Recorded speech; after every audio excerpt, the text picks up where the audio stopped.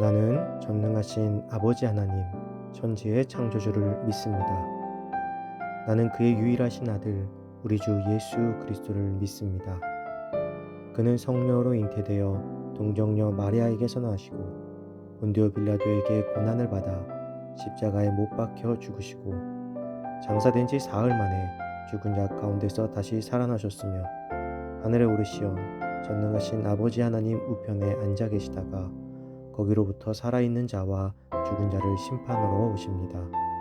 나는 성령을 믿으며 거룩한 공교회와 성도의 교제와 죄를 용서받는 것과 몸의 부활과 영생을 믿습니다. 아멘.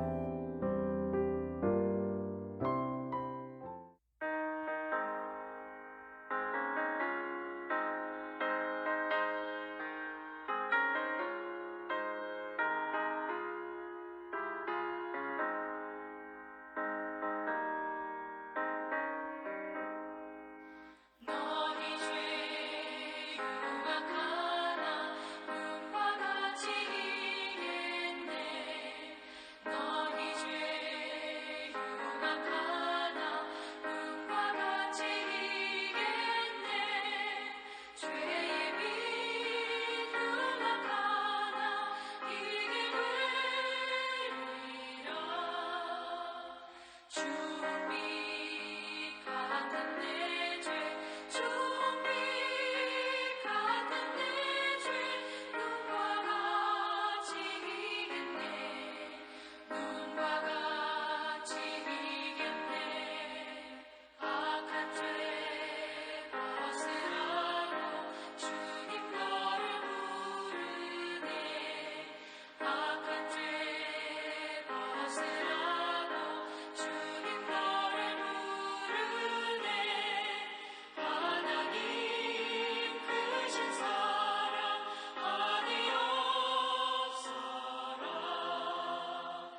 악한 죄 벗으라고 악한 죄 벗으라고 주님 너를 부르네. 주님 너를 부르네.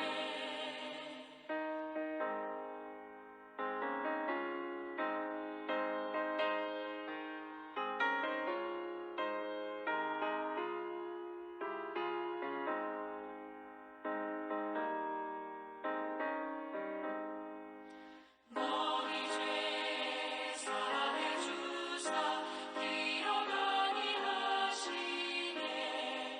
너희 죄 사해 주사 기억하니 하시네. 꿈을 사간 사람들아 오라 하시네. 너희 죄 사해 주사 너희 죄 사해 주사 기억하니 하시네. 기억하니 하시네.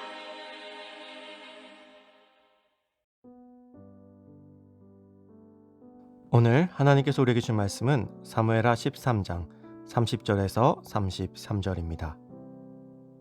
그들이 길에 있을 때 압살롬이 왕의 모든 아들들을 죽이고 하나도 남기지 아니하였다는 소문이 다윗에게 이르매 왕이 곧 일어나서 자기 옷을 찢고 땅에 드러눕고 그의 신하들도 다 옷을 찢고 모셔 선지라. 다윗의 형 시므아의 아들 요나답이 아뢰어 이르되 내 주여 젊은 왕자들이 다 죽임을 당한 줄로 생각하지 마옵소서. 오직 암논만 죽었으리이다. 그가 압살롬의 누이 다말을 욕되게 한 날부터 압살롬이 결심한 것이니이다. 그러하온즉 내 주 왕이여 왕자들이 다 죽은 줄로 생각하여 상심하지 마옵소서. 오직 암논만 죽었으리이다 하니라. 아멘. 끊임없는 죄의 대가라는 제목으로 오늘 말씀 나누겠습니다.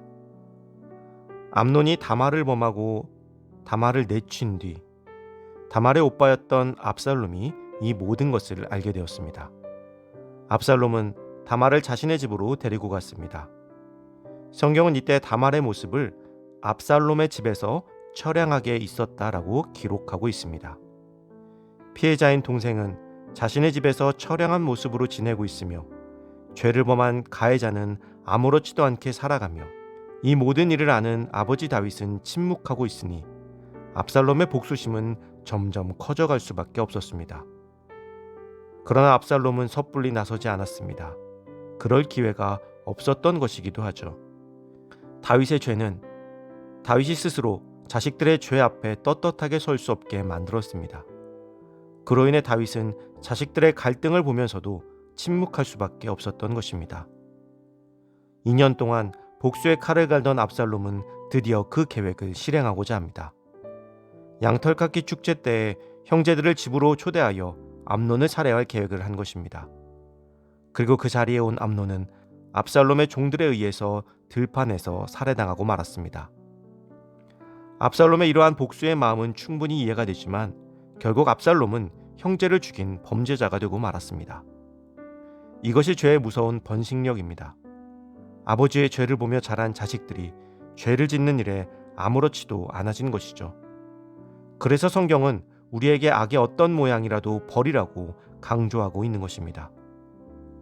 암논의 죽음의 소식은 다윗에게 모든 아들이 죽임을 당한 것으로 와전되어 전해졌습니다. 다윗은 자신의 죄와 그로 인해 자식들을 제대로 교육하지 못한 죄책감에 눈물을 흘렸습니다. 그때 압살롬이 모든 형제들을 죽인 것이 아니라 암논만을 죽였다는 소식을 듣게 됩니다. 재미난 것은 이 소식을 다윗에게 알린 것은 암논의 친구 요나답이었습니다. 요나답은 압살롬의 모든 계획을 알면서도 친구 암논을 그냥 보낸 것입니다. 이와 같이 다윗의 왕궁은 불법과 음모가 판을 치고 있었습니다.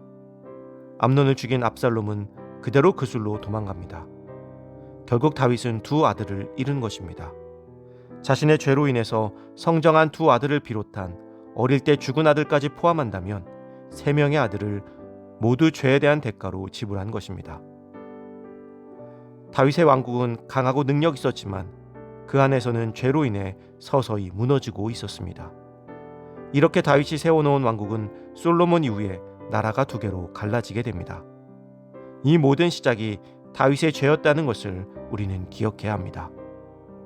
사랑하는 성도 여러분, 죄의 결과는 한 번의 대가로 끝나지 않습니다. 그 죄는 결국 계속해서 남아 우리의 소중한 것들을 파괴하고 말 것입니다.